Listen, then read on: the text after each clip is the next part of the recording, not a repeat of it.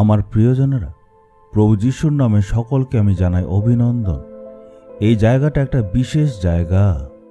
Jerusalem নগরে জৈতুন পর্বতের কাছে যে গেতসেমানি বাগান আছে তার একটা অংশ।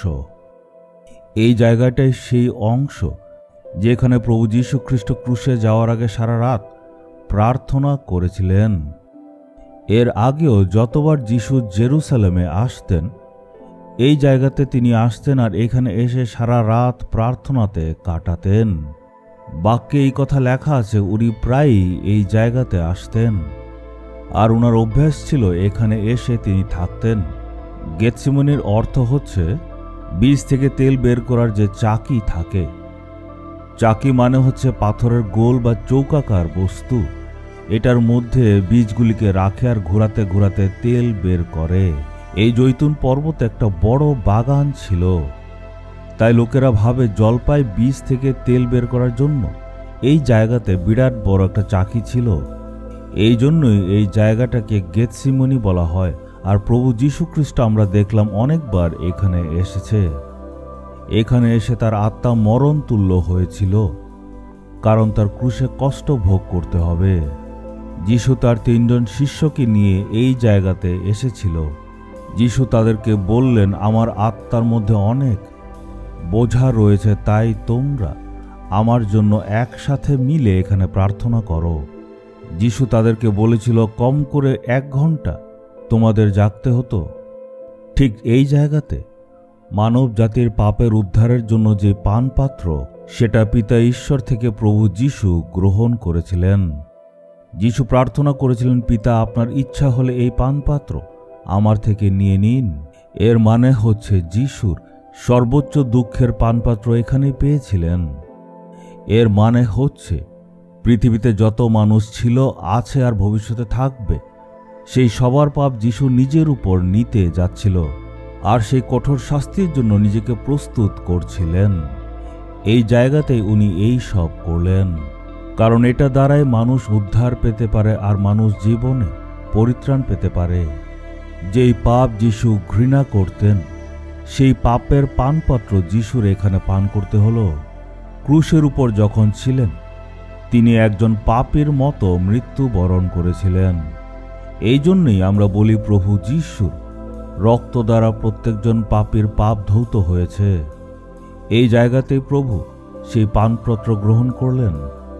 এই জায়গাতে যখন আপনি প্রবেশ করেন, দেখবেন নিজের থেকেই একটা আত্মিক বোঝা আপনি অনুভব করবেন। এই বাগানের একটা অংশে একটা সুন্দর গির্জাঘর আছে। এটা হচ্ছে অল নেশনস চার্চ। যিশুর প্রার্থনার শরণার্থে এটাকে বানানো হয়েছে। এই গির্জাঘরের চারদিকে জলপাইয়ের গাছ। এই গাছগুলি সুরক্ষিতভাবে রাখা হয়েছে। এখানে 4-5টা জলপাই গাছ আছে, যেগুলো যিশুর সময় থেকে এখনো আছে। 2000 বছর পুরনো গাছ, এত বছর ধরে আছে, এখনো কিন্তু সেই গাছগুলি ফল দেয়। আমি যখন একটু ভাবি, আমি আশ্চর্য হয়ে যাই যে এই গাছগুলো যিশুর প্রার্থনার রব শুনেছে। আমি যখনই এদিকে আসি, এই জায়গাতে আসি আর যিশুর কথা স্মরণ করে, ওনার প্রার্থনার কথা স্মরণ করে স্তুতি প্রশংসা করি। এই জায়গাতে অনেকেই এসে প্রার্থনা করে। আজ সকালে আমাদের সঙ্গে যারা এসছে তারাও করেছে। আপনারা ভাবছেন আজকে সকালে আমাদের ঈশ্বর কি রেখেছেন? আমরা দেখব জিরমিয় 15 অধ্যায় 21 পদ। আমি দুষ্টদের হাত থেকে তোমাকে রক্ষা করব আর নিষ্ঠুর লোকদের কবল থেকে তোমাকে উদ্ধার করব। আজকে আপনার জীবনে, আপনার চারপাশে অনেক দুষ্ট লোক, শক্তিশালী লোক ঘেরাও করে রেখেছে। তারা খুবই শক্তিশালী, খুবই খারাপ। তাই আপনি দুশ্চিন্তায় আছেন, আপনি ভয় পাচ্ছেন। কিন্তু ঈশ্বর আপনাকে বলছেন, আমি দুষ্টদের হাত থেকে তোমাকে রক্ষা করব এবং তাদের কবল থেকে তোমাকে উদ্ধার করব। এই গেতসেমানি বাগানে দুষ্ট লোকেরা যিশুকে চারদিক থেকে ঘেরাও করেছিল। সেই সময়কার মহাপুরোহিত ভাবত, আমরা তো বিশাল মন্দির তৈরি করেছি আর আমি হচ্ছি এখানকার মহাপুরোহিত। মানুষ আমাকে বাদ দিয়ে যীশু খ্রিস্টর পেছনে যাচ্ছে, এটা তার সহ্য হচ্ছিল না। যিশুর জনপ্রিয়তা দেখে সে হিংসা করছিল। তখন সে একটা বড় পরিকল্পনা করল। সেটা হচ্ছে সেখানকার সরকারি অধিকারীদের সাথে হাত মিলিয়ে প্রভু যিশুকে মৃত্যুদণ্ড দেবে। যিশুকে বন্দী করালো, মিথ্যা আরোপ তারা লাগালো, আর ওনাকে মারধর করলো, অনেক অত্যাচার করলো, আর শেষে ক্রুশে মৃত্যুর শাস্তি দিল।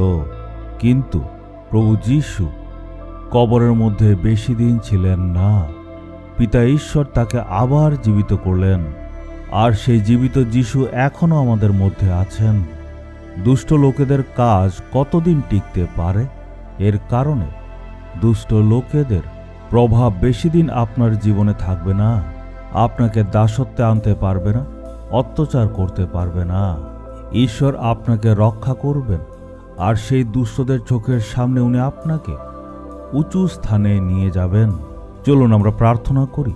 এই দুষ্টদের হাত থেকে আপনি আমায় উদ্ধার করুন, এই শক্তিশালীদের হাত থেকে রক্ষা করুন, আর আপনার সাক্ষ্য হিসাবে আমার মস্তককে উঁচু করুন যেখানে আজ আমি অপমানিত। হে প্রভু, যারা যারা এটা দেখছে তারা দুষ্ট এবং শক্তিশালীদের হাতে তারা অত্যাচারিত এবং শোষিত উদ্ধার করুন। এই সবাইকে আমি আপনার নামে এই বন্ধন থেকে উদ্ধার করছি। এর জন্য আমি আপনার কাছে প্রার্থনা করি। প্রার্থনা যিশুর নামে চাইলাম, amen, amen. Jesus redeems Bengali YouTube চ্যানেলটি সাবস্ক্রাইব করুন, বেল আইকনটি ক্লিক করুন আমাদের প্রতিদিনের নতুন প্রোগ্রাম সম্পর্কে আপডেট পেতে।